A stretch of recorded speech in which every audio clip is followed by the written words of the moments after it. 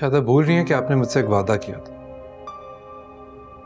नूरे के खातिर तो आप कोई भी कुर्बानी देंगी, क्यों? याद है मुझे, लेकिन मैंने आपको इसकी इजाजत नहीं दी थी कि आप मुझे खरीद सकें।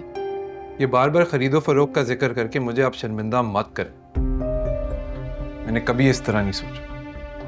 वो तो बस अम्मी कभी कभार इस तरह की बात। झूठ कह रहे हैं आप। मुझ पर जो भी गुजरती आई है वो सब आप ही की प्लानिंग थी। क्या कह रही हैं आप? ठीक ही कह रही हूं मैं। आपने बार बार नासिर के सामने अपने एहसानात जताए और मुझे उसकी नजरों में गिराया। आपने अरसलान, जीशान, नईमा पे किए सारे एहसानात उसे ये कहकर बताए कि आपने वो सब मेरी खातिर किए थे। उससे इंतकाम लेने के लिए आपने उस पर तशद्दुद किया और उसे सजा दी मेरी मोहब्बत की।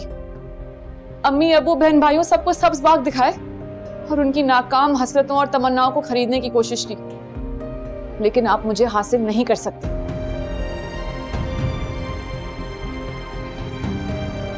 ठीक, मेरी मोहब्बत का तो यही सिला है जो आप मुझे दे रही हैं। जानती हैं क्यों? वो इसीलिए क्योंकि आपको पता है कि मैं एक ऐसी बेटी का बाप हूं जो ममता की महरूमी का शिकार है।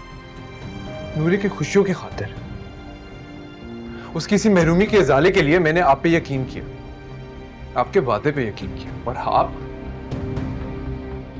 मैं आपसे वादा कर चुकी हूं कि मैं सारी जिंदगी नूरे की खादमा बनकर रह सकती हूँ, लेकिन आपसे शादी नहीं कर सकती।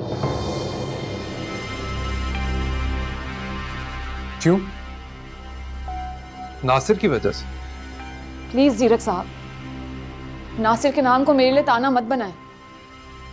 वो मेरा माजी जरूर था जो आपकी इस सखावत और मेरी अम्मी की ख्वाहिशों की नजर हो गया।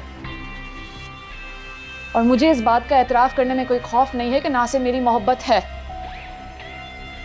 और इसीलिए मैं कोई और नया रिश्ता नहीं निभा सकती। जहां तक बात रही नूरे की, तो मैं सारी जिंदगी उसकी खिदमत करने को तैयार हूं, लेकिन अगर आप शादी करना चाहते हैं तो आपके लिए नईमा से बेहतरीन जीवन साथी कोई नहीं होगा।